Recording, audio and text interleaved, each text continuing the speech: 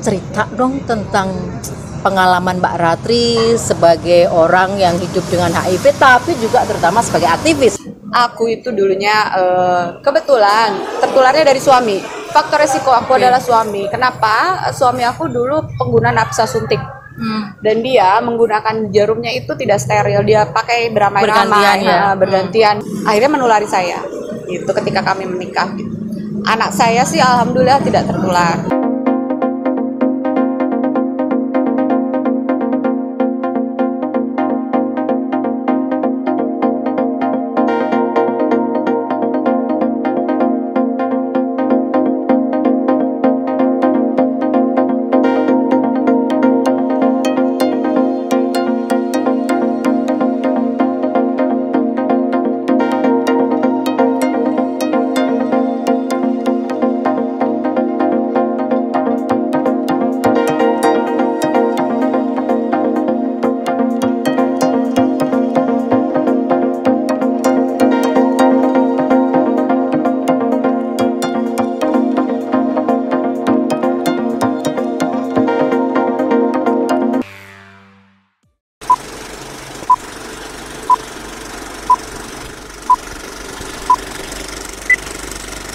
Kali ini saya ditemani oleh Mbak Ratri, Mbak Suksma Ratri, panggilannya apa sih? Ratri. Ratri ya, Mbak Ratri, yang akan menemani kita ngobrol-ngobrol tentang pengalaman sehari-hari Mbak Ratri sebagai anggota masyarakat, sebagai orang yang hidup dengan HIV, sebagai aktivis, karena beliau ini ada di mana-mana.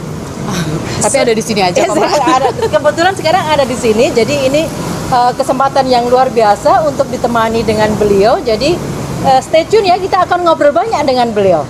I am also a person living with HIV.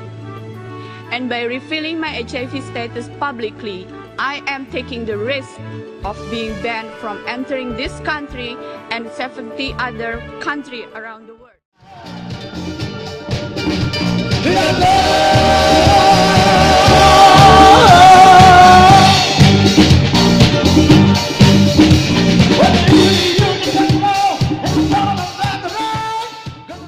Oke, Mbak Ratri, ya, ini kan sampai hari ini udah berapa tahun ya sejak HIV itu, sejak edukasi tentang HIV AIDS itu dilakukan di Indonesia. Tapi sampai hari ini tuh kok ternyata masih banyak loh orang yang nggak paham tentang HIV, tentang AIDS. Mereka 2 minggu yang lalu ya ada yang tanya ke saya gini loh, Bu, kan bener nggak sih itu tusuk gigi yang di restoran itu adalah alat penyebaran HIV? Nah, hari gini gitu ya. Jadi karena kebetulan nih ketemu Mbak Ratri, ini momen yang luar biasa. Cerita dong tentang pengalaman Mbak Ratri sebagai orang yang hidup dengan HIV, tapi juga terutama sebagai aktivis yang mendedikasikan hidupnya. Cerita Aris biar kita lebih ini. Iya, kalau yang aku lihat memang itu. Jadi tuh ada pengetahuan orang tuh. Jadi kita dulu melakukan edukasi misalnya ketika aku mulai kerja di bidang ini tuh kan tahun 2006. Nah, kebetulan itu pertama kali aku setelah tahu status lah ya gitu, 2006.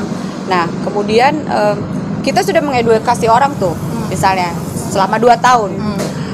Tapi nanti setiap tahun itu akan muncul lagi gelombang baru lah ya gitu. Sepertinya mulai dari awal lagi. Iya, gitu ya? Dan itu tuh harus berulang. Jadi kalau menurut saya sih yang namanya edukasi itu nggak bisa berhenti. Kemudian dengan era informasi yang semakin terbuka dan akses internet yang harganya juga semakin terjangkau, orang kan makin mudah mendapatkan informasi-informasi dari internet yang kebanyakan juga tidak benar. Di situ poinnya. Iya, jadi kerja-kerja advokasi, kerja pemberian edukasi itu nggak bisa berhenti Mbak, memang gitu loh. Dan ada banyak sekali update informasi terkini yang harus disampaikan, selain juga edukasi tentang HIV dasarnya gitu. Saya rasa sih gara-gara semakin terbukanya akses informasi, jadi orang justru banyak mendapatkan pengetahuan yang salah gitu ya. Di situ ironisnya ya. Iya, kok ironis, kontradiksi, ironis. Dulu kita berpikir bahwa semakin akses informasi itu semakin luas, mudah terjangkau, itu harusnya orang makin dapat informasi secara imbang gitu. Tapi kenyataannya malah sebaliknya kan? Sebaliknya ya. Gitu. Jadi karena kerasa yang nggak? Kerasa Iya, karena kan? yang mengisi internet itu banyak juga yang menurut saya orang-orang yang kurang bertanggung jawab ya, mereka memberikan mendisplay informasi yang tidak tepat, yang salah, misalnya yang sifatnya mitos, yang sifatnya hoax, seperti yang tusuk gigi yang tadi Mbak Ana bilang, itu kan broadcast berulang tiap tahun selalu ada. Tapi nggak nyangka aja gitu loh, 2020 ya 2020 gitu ya. Dari 2006 itu saya udah ada itu, Mbak. Aku mah dari 96. Ya makanya Dari kan 96 itu, gitu kan. Sampai 2020 itu kan gila gitu. Oke, Mbak Ratri cerita dong. Gimana sih Mbak Ratri bisa dapat virus ini? Aku itu dulunya kebetulan tertularnya dari suami. Faktor resiko aku adalah suami. Kenapa? Suami aku dulu pengguna nafsa suntik. Dan dia menggunakan jarumnya itu tidak steril, dia pakai beramai-ramai, bergantian. Biasalah namanya untuk berhemat ya. Alasannya kan kadang alasan berhemat, kadang solidaritas. Betul. Tapi kalau yang saya tahu sih dia dulu biar irit, gitu, biar irit. Dan karena waktu itu kan zaman-zaman dia pakai, sudah almarhum memang ya, tapi ketika dia mulai menggunakan narkoba suntik itu tidak mudah mendapatkan jarum suntik, harus beli. Belum ada program harm reduction seperti kesini-sini gitu. Jadi dia tidak bisa mendapatkan jarum suntik yang steril, maka harus dipakai bergantian. Akhirnya terinfeksi tanpa dia tahu, kemudian akhirnya menulari saya. Itu ketika kami menikah gitu. Anak saya sih alhamdulillah tidak tertular gitu ya. Tapi faktor resikonya dari situ, dari suami, dan karena suami adalah pengguna narkoba suntik waktu itu. Ini poin penting ya, saya mau garis bawahi karena sampai hari ini tuh masih ada anggapan bahwa kalau orang dengar,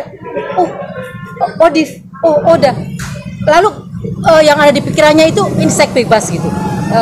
Dan itu kenyataan di lapangan, tentu data lebih mudah kita cari. Yang mengidap HIV kemudian berkembang jadi AIDS itu sekarang udah sedikit sekali, tapi yang mengidap HIV itu jauh dari soal seks bebas, itu banyak sekali. Nah, saya harap cerita Mbak Ratri ini mengubah perspektif orang ketika ketemu dengan teman-teman yang terinfeksi virus HIV gitu ya. Yang menarik buat saya, apa yang mendorong Mbak Ratri untuk publicly open gitu? Ini kan stigma untuk para penderita HIV itu tinggi banget gitu. Maaf, nggak sopan. Tapi apa sih sopan santun? Yang penting kita happy dengan minuman kita kok. Nggak, kita. Jadi tadi apa sih yang mendorong Mbak Ratri publicly, openly declare gitu ya, bahwa Mbak Ratri adalah seorang ODIF gitu. Padahal kan stigma di masyarakat begitu kental. Aku nggak suka rahasia, Mbak.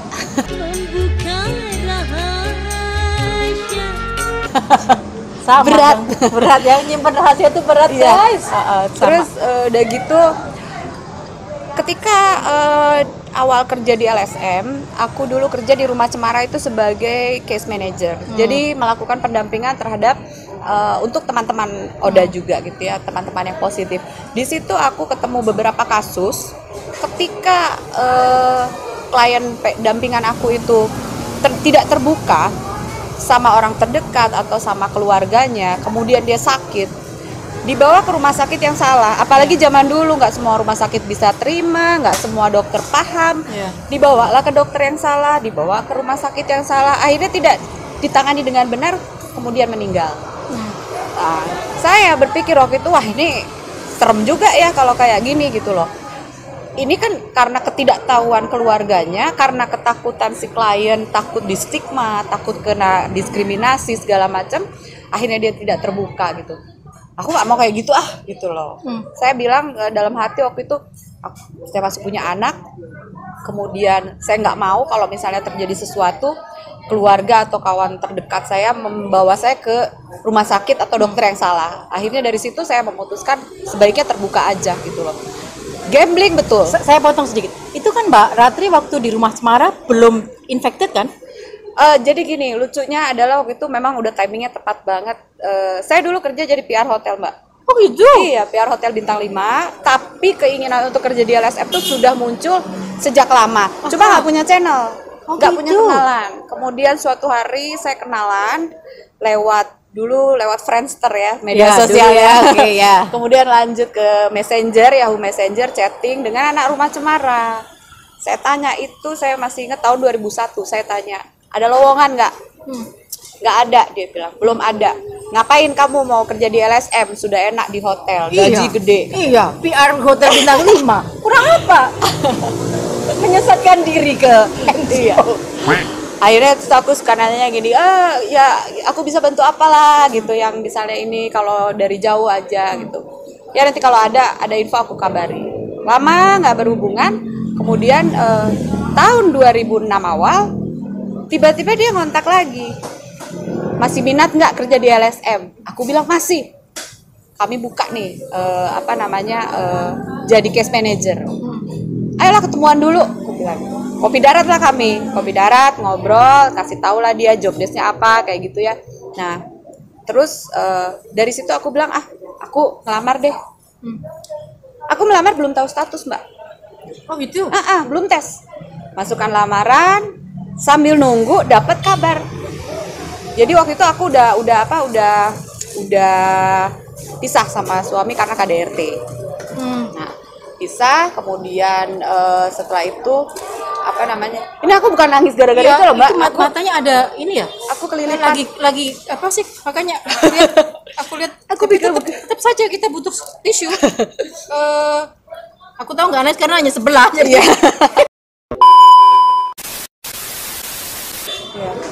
Jadi kopi darat lah kami, dijelaskanlah sama dia job description-nya apa, kemudian terus aku bilang oke. Tapi aku nggak ada latar belakang kesehatan. Nanti ada training. Oh ya sudah. Aku kirim CV, kemudian masuk kabar dari mantan suami, keluarga mantan suami, disuruh tes. Karena ternyata mantan suami saat itu sedang sakit. Dokternya curiga, dites hasilnya positif. Jadi aku sama anakku disuruh tes. Jadi ketika melamar, itu aku belum tahu.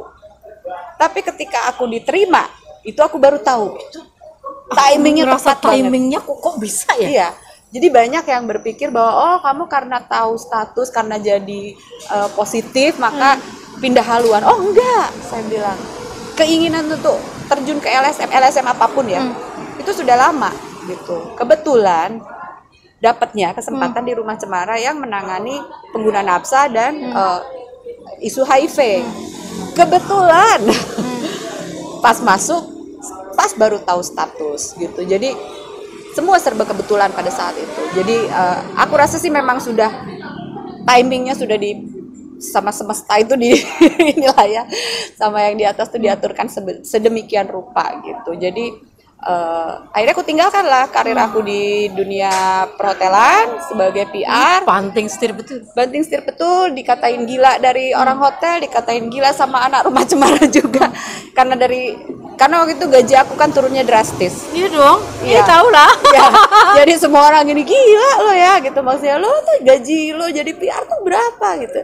Tapi pada saat itu yang aku pikir adalah bukan nggak butuh duit gitu ya, bukan nggak butuh uang, tapi ada sesuatu yang lebih. Yang disebut panggilan jiwa ya. Iya, aku rasa begitu. Dan kemudian keluarga aku juga semuanya setuju gitu ya, kayak mereka pikir ya kalau memang itu yang ingin kamu lakukan ya lakukanlah gitu. Kamu sudah siap dengan semua penurunan pendapatan dan yang lain-lain. Kebetulan aku sudah punya tabungan waktu itu.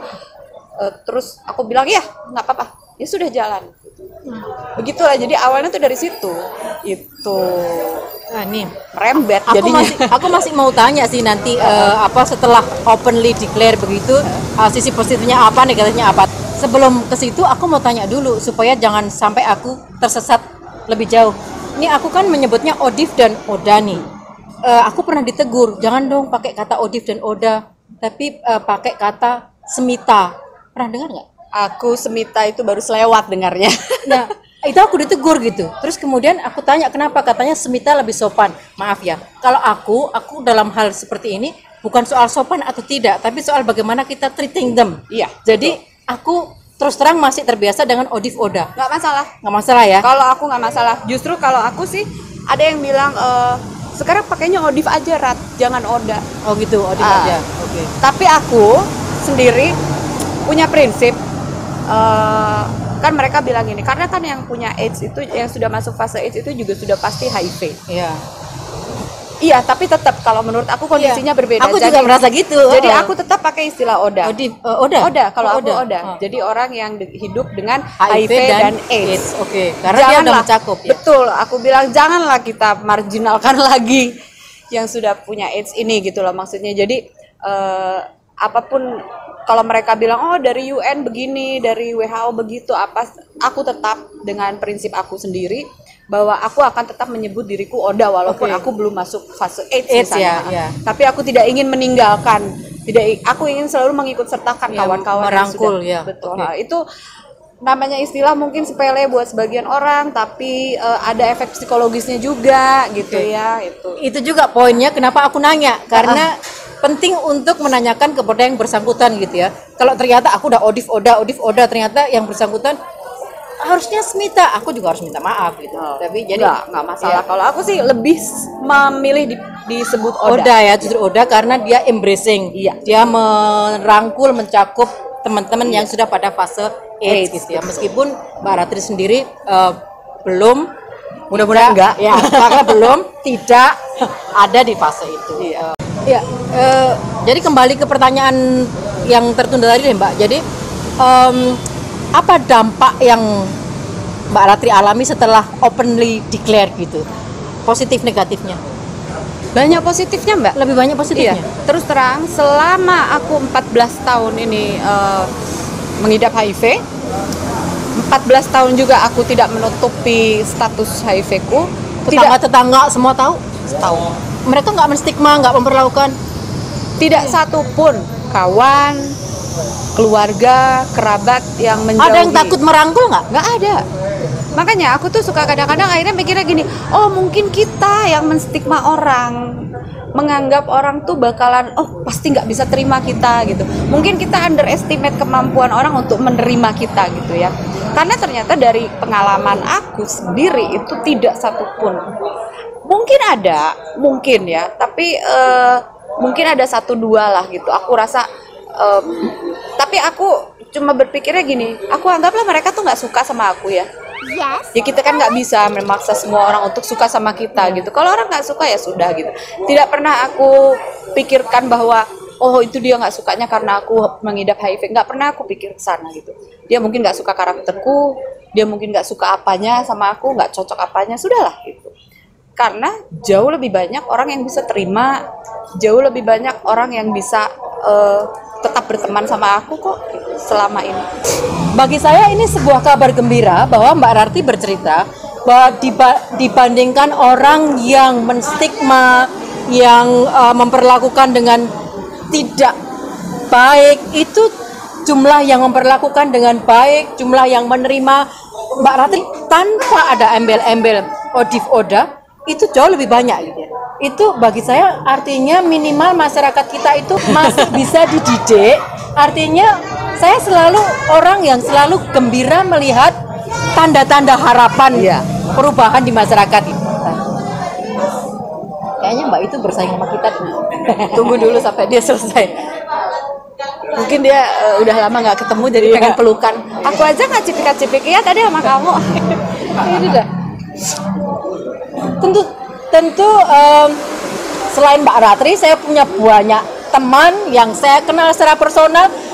Kalau dihitung berapa kali saya pelukan, ratusan mungkin. Setiap kali ketemu ya pasti pelukan dan happily tidak ada bedanya gitu. Jadi saya ingin ini menjadi satu poin yang diketahui oleh banyak orang.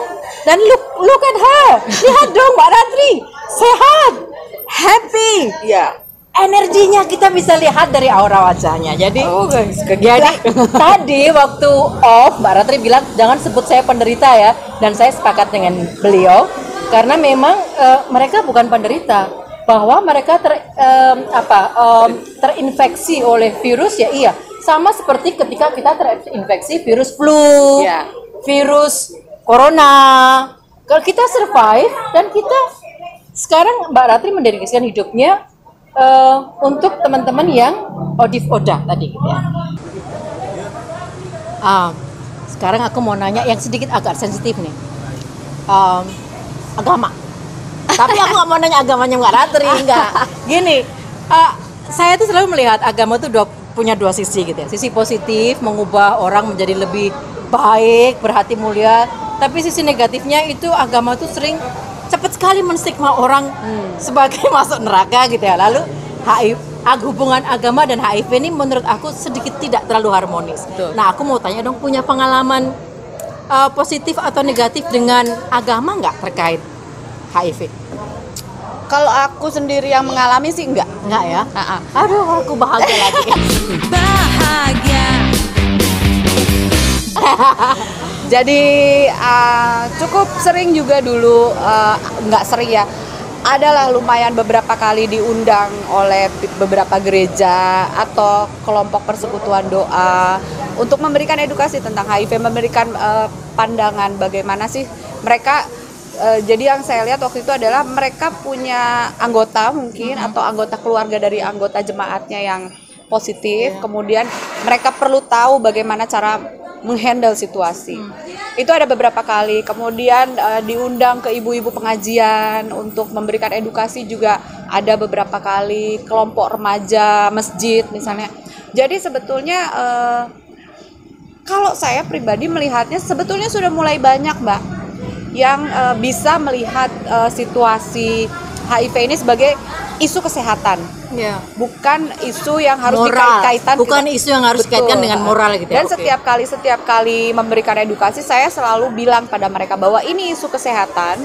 Jadi satu pertanyaan awal yang tidak boleh ditanyakan, tidak usah ditanyakan adalah satu, tertularnya dari mana, pekerjaannya apa, gaya hidupnya seperti apa, itu nggak penting. Saya selalu bilang gitu.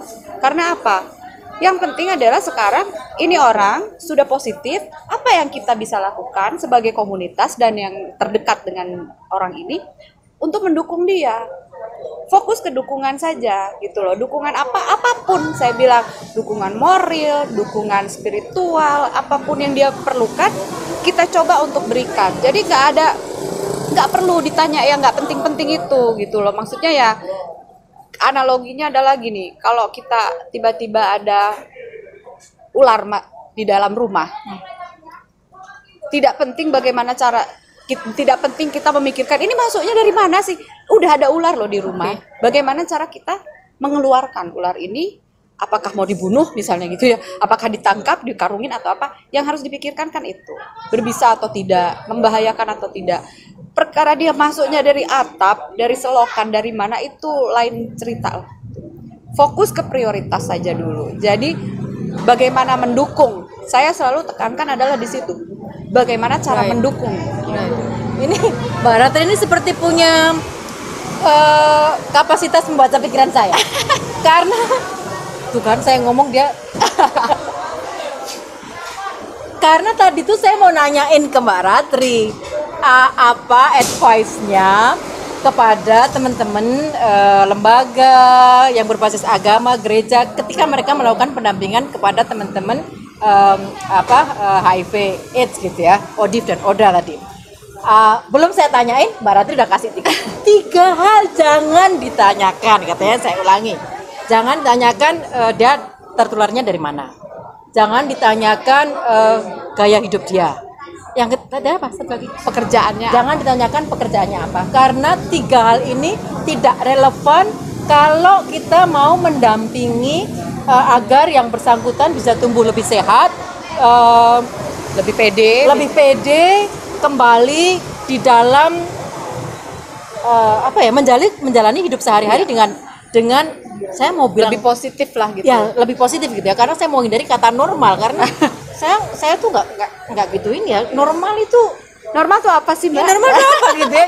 Itu Oke, lalu kemudian poin terakhir yang Mbak Ratri katakan itu menurut saya penting banget gitu ya, bahwa poin kita tuh mau mendukung gitu. Nah, lalu contoh ular tadi udah saya nggak ulang, keren banget. Itu tadi advice untuk teman-teman yang melakukan pendampingan kepada ODIF ODA. Kalau advice-nya untuk teman-teman yang baru tahu bahwa dia positif, bukan akhir dunia. Okay. Tapi semudah itu kah untuk mengatakan bukan leukemia? Enggak, tentu enggak. Setiap orang punya proses masing-masing, Mbak. Saya mungkin termasuk yang beruntung karena prosesnya tidak panjang. Dan saya punya support system di sekitar saya juga cukup baik. Jadi saya mungkin satu dari sekian yang beruntung ya, karena masuk ke situasi yang positif dengan support system yang cukup baik, dengan pengetahuan yang sudah ada gitu. Tapi kalau yang boleh saya sarankan ke kawan-kawan yang baru tahu status, jangan anggap ini akhir dunia. Maksudnya dari awal tuh kita sudah tanamkan bahwa banyak orang, nggak cuma kita loh yang positif, itu banyak. Kalaupun nggak kena HIV, ada yang kena penyakit lain gitu ya. Ada yang punya virus lain, ada yang punya autoimun, ada yang punya penyakit turunan. HIV itu bisa dihindari, Mbak, ada pencegahannya. Tapi kalau penyakit turunan, Ya, itu kan kita nggak bisa apa-apa ya, gitu maksudnya. Jadi jangan merasa bahwa kondisi kita ini adalah yang terburuk, sama sekali tidak gitu. Apalagi sekarang sudah ada ARV, sudah bisa ditekan si virusnya. Kita udah bisa hidup dengan happy kok. sangat sehat ya. Iya. Hidup sehat, hidup happy ya. Iya. Saya Dan lihat ya. dan kalau menurut saya kunci sukses hidupnya Oda itu gaya hidup sehat dan gaya hidup senang. Gaya hidup sehat, gaya hidup senang. Ya, senang dalam artian hati senang, stresnya tidak terlalu tinggi gitu ya. Pengelolaan stres yang baik lah gitu. Stres itu kan nggak mungkin hilang, tapi bagaimana kita mengelola stres supaya tidak mengganggu produktivitas kerja kita, itu sangat penting gitu loh. Orang yang misalnya dia sehat tapi dia nggak senang, pikirannya nggak senang, nggak happy, nantinya sakit juga, Mbak gitu. Kalau yang satu-satunya pembeda, kalau boleh saya katakan, nanti koreksi saya kalau nggak benar statement saya, satu-satunya pembeda menurut saya adalah teman-teman yang positif HIV itu harus minum ARV secara rutin, hanya itu kan. Iya. Yang lain-lain Nggak very normal gitu kan. Iya, sama seperti yang lain. Dan sebetulnya kalau misalnya masalah minum obat, banyak penyakit lain yang harus minum obat, dan lebih banyak obatnya, lebih macam-macam gitu ya. Jadi menurut saya sih, apalagi dengan kemajuan ilmu kedokteran sekarang, HIV ini sudah sangat-sangat menjadi sesuatu yang tidak menakutkan lagi gitu loh. Tidak seperti angka kematiannya sudah cukup bisa dikendalikan, kemudian obatnya juga tersedia gitu ya. Kemudian sekarang kalau misalnya sudah jumlah virus di dalam darah kita sudah tidak terdeteksi, kita juga bisa menurunkan resiko penularan terhadap pasangan gitu loh. Ada pertanyaan dari kameramen. Apa? Kok kameramennya nanya? Apa? Boleh. Advice untuk teman-teman yang masih banyak yang dia nggak berani untuk berangkat VCT, gimana? Advice buat teman-teman yang nggak berani VCT. Padahal dia sudah tahu dia beresiko. Itu klasik, maaf ya, bukannya stereotyping, tapi klasik orang Indonesia. Jangankan VCT, Mbak, suruh general check up aja nggak mau, ya kan? Mereka tahu mereka beresiko, tapi tidak ingin mengkonfirmasi. Jadi kalau saran saya, yang harus dilakukan itu sebenarnya mengubah mindset. Bahwa kalau kita tahu kondisi kita lebih awal, kita bisa melakukan tindakan pencegahan dan perencanaan kesehatan gitu. Tapi saya juga percaya bahwa ketakutan kawan-kawan ini untuk VCT datang dari banyaknya cerita tentang stigma dan diskriminasi. Saran saya sih emang harus lebih gencar aja mungkin ya, edukasi yang tidak menakut-nakuti, kemudian juga lebih banyak. Kalau saya sih maunya gini, lebih banyak kawan-kawan yang positif itu yang tampil ke permukaan. Jangan itu lagi gitu ya maksudnya. Ya. Kalau semakin banyak yang berani bicara dan memperlihatkan bahwa mereka produktif, mereka sehat, mereka mendapatkan dukungan dari orang-orang terdekatnya, saya rasa lama-lama rasa takut itu akan semakin terkikis gitu loh. Karena selain tidak ingin tahu, tidak ingin terkonfirmasi statusnya, mereka juga takut sama stigma. Itu sih kalau yang saya lihat. Poin terakhirnya Mbak Ratri tadi penting banget ya. Biasanya kan orang takut untuk VCT karena stigma. Jadi lebih banyak karena stigma masyarakat. Jadi poin terakhir Mbak Ratri tadi kan dukungan dari orang-orang terdekat.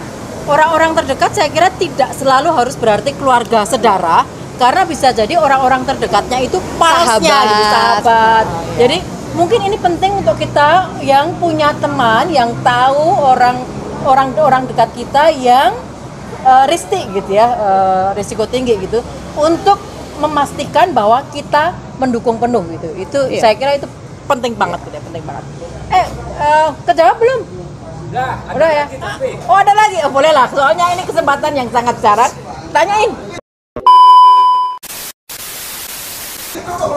Buat teman-teman yang udah tahu status tapi dia pengen menikah tapi takut. Kenapa harus takut? Oke. Karena gini, ini juga banyak sih masih. Ketika tahu status, mereka udah berpikir, aku nggak mungkin lagi lah menikah, nggak ada yang mau sama aku, nggak akan bisa punya anak. Itu adalah anggapan yang salah.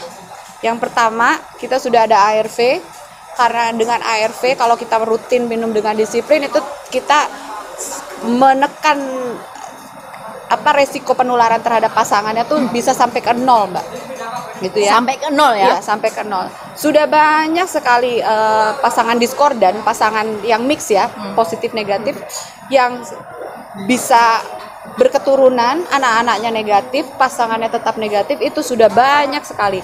Bedanya cuma gini, kalau yang ODA, ketika dia mau punya anak, dia harus ikut program. Bedanya tuh cuma itu. Tapi kalau masalah menikah itu seharusnya nggak usah takut gitu loh. Saya aja nikahnya lebih dari 1 kali kok. Sih. Ini ada teman-teman di luar sana. Dan satu lagi Mbak, pasangan saya yang positif tuh cuma almarhum mantan suami aja. Oke. Sisanya.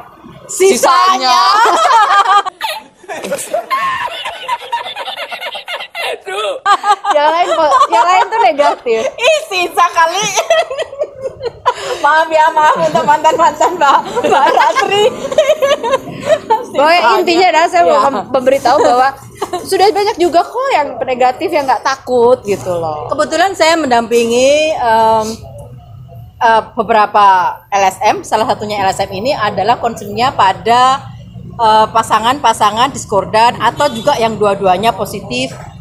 Dan salah satu tujuannya adalah menekan sampai pada angka 0 baby, anak-anak keturunan mereka untuk negatif. Dan selalu tercapai, sudah 10 tahun lebih, selalu tercapai 0. Jadi jangan takut ya teman-teman. Mbak Ratri juga bukan satu-satunya yang saya kenal. Sayangnya Mbak Ratri termasuk satu dari sedikit yang mau openly muncul. Sementara saya sepakat dengan Mbak Ratri tadi, kalau makin banyak teman-teman yang positif openly tampil ke publik begitu kan menjadi contoh gitu. Sayangnya memang karena masih banyak stigma, lalu dukungan dari keluarga terdekat masih belum kuat, jadi mereka masih Menahan diri gitu. Tapi saya tahu mereka sehat, anak-anak mereka sehat, betul-betul sehat dan negatif. Jadi itu jawabannya. Masih ada nggak? Ya.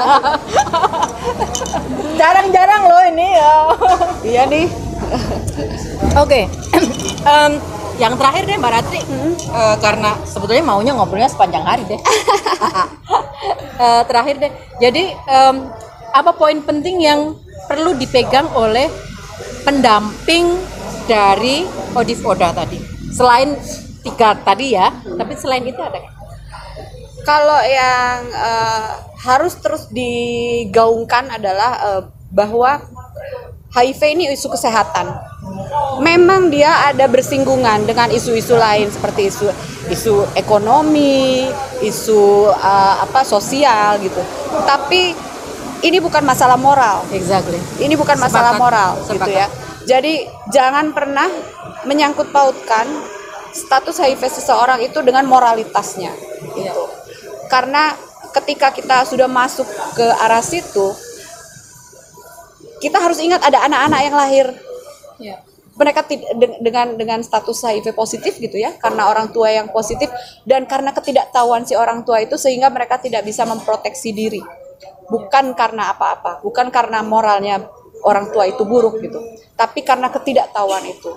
Jadi Itu sih yang utama yang saya selalu ingin sampaikan adalah jangan sangkut pautkan HIV ini dengan moralitas. Ini adalah isu kesehatan yang menyinggung isu-isu lain yang bersinggungan dengan banyak isu lainnya, tapi tidak dengan isu moral.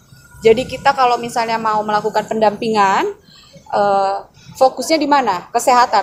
Fokuslah pada kesehatan klien saja, gitu loh maksudnya. Apa yang harus dilakukan supaya dia tetap sehat, bagaimana perencanaan kesehatannya untuk sekian lama ke depan misalnya gitu. Fokus aja di situ. Itu juga sudah banyak yang harus dilakukan kok. Tanpa kita harus memikirkan misalnya, dia masa lalunya seperti apa, gaya hidupnya seperti apa. Itu sudah tidak relevan gitu.